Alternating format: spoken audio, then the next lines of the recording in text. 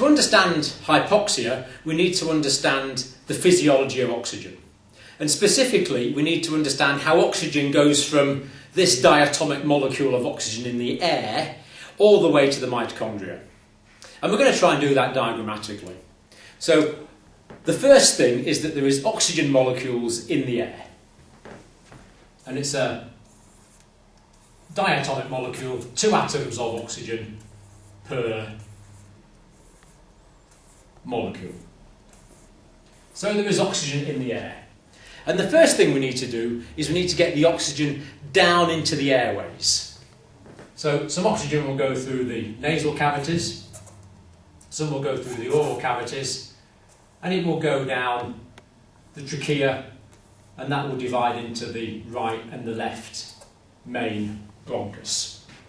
So oxygen in the air, and these airway passages, the upper airway passages, must be patent.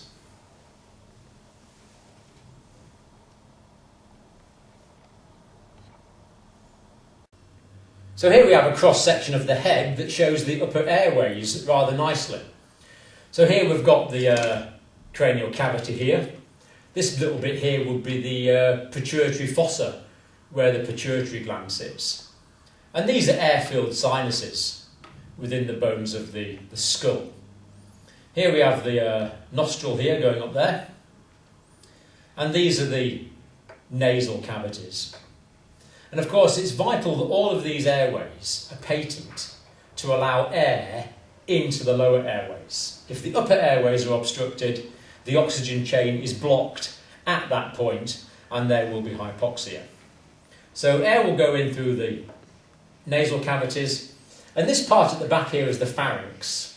So this is the nasopharynx behind the nose, the oropharynx behind the mouth, and the laryngopharynx is this bit here around about this larynx area, this being the larynx. So here we can see some teeth, the tongue of course, here's the tonsils there, look. So air can go in through the nasal cavities or through the oral cavities, meeting up at the back in the pharynx. And here, this is the larynx, and here we have the start of the trachea.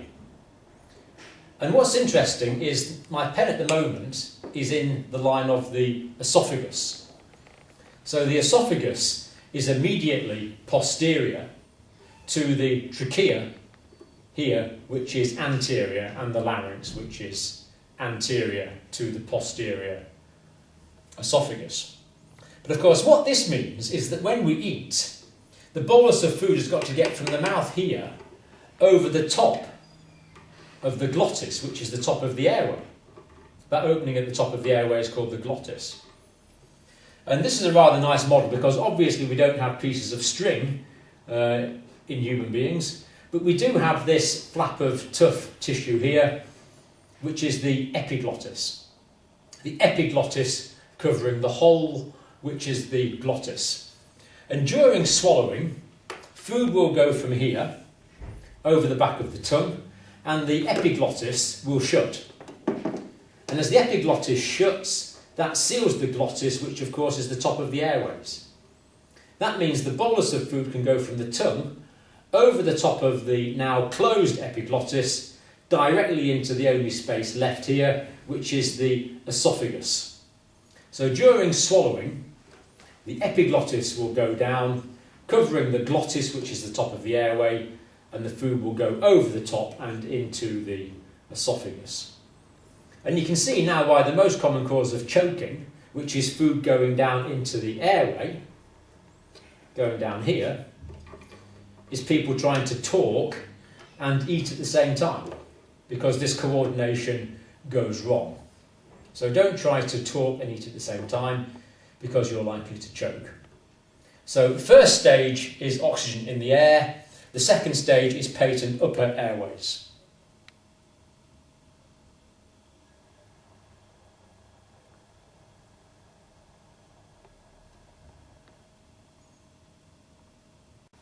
Here we see a diagram of the upper airways. Here we've got the frontal sinus in the frontal bone of the skull, and of course the cranial cavity over here. Another sinus here, and this is the nasal cavity round about here with the nostrils with the air going in just there. This will be the hard palate on top here, along there, which of course is a bony structure. And the oral cavity is the mouth just there.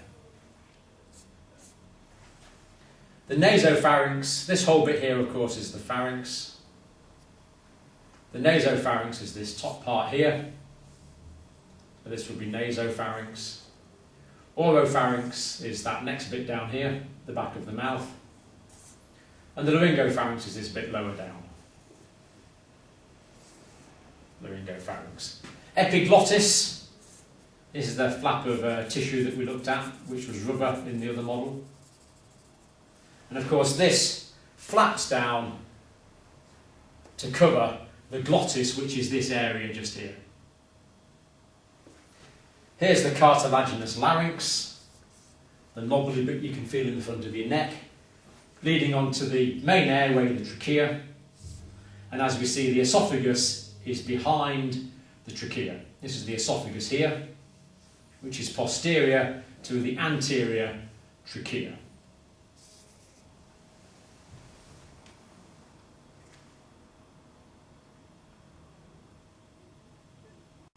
I'm now going to show you a model of the main upper airways, and I'm going to show you this on me, in roughly a correct anatomical position. So here we have the larynx here, and the trachea, and this is dividing into the right main bronchus, left main bronchus, and the bronchial passages comprising the start of the bronchial tree. And this is roughly the right sort of size and shape, as my airways are in real life. Now, going on with this diagram, we can see that the left main bronchus divides into smaller bronchial passages and into progressively smaller bronchial passages, forming the bronchial tree.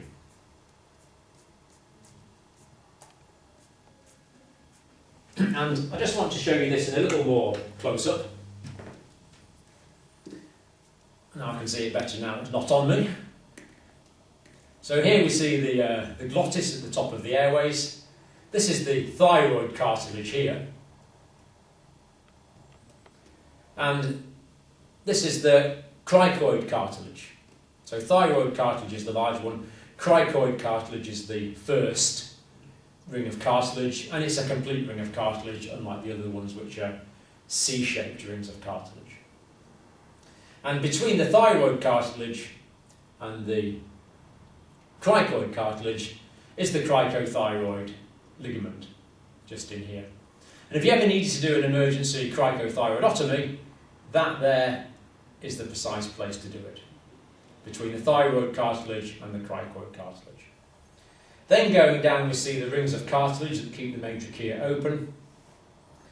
Left main bronchus, right main bronchus, differentiating into the different branches of the bronchial tree.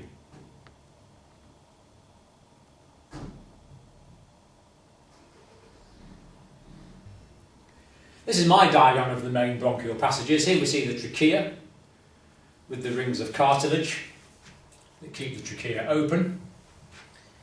And then the right main bronchus is more a continuation of the trachea. It's kind of more in line, whereas the left branches off. So the left main bronchus and the right main bronchus. And of course this is taking all the air to the left lung, and this all the air to the right lung. And you might remember that the left lung is in two lobes, so there are two lobar bronchi. That's the lobar bronchi there going to the upper lobe of the left lung, and that's the lobar bronchi there going to the lower lobe of the left lung. And then the lobes are divided into segments, and we see that there's 5 segmental bronchi here, 1, 2, 3, 4, 5, as there's 5 segments in the left upper lobe. And it's the same situation in the bottom, 1 lobe but with 5 segmental bronchi going to each of the 5 segments. So this is going to one lung here, then this is going to the other lung on the other side. The right lung, you might remember, has 3 lobes. So there's a lobar bronchus there, and there. And then there's 3 segments in that lobe, 2 segments in that lobe, and 5 segments in that lobe with the corresponding segmental bronchi.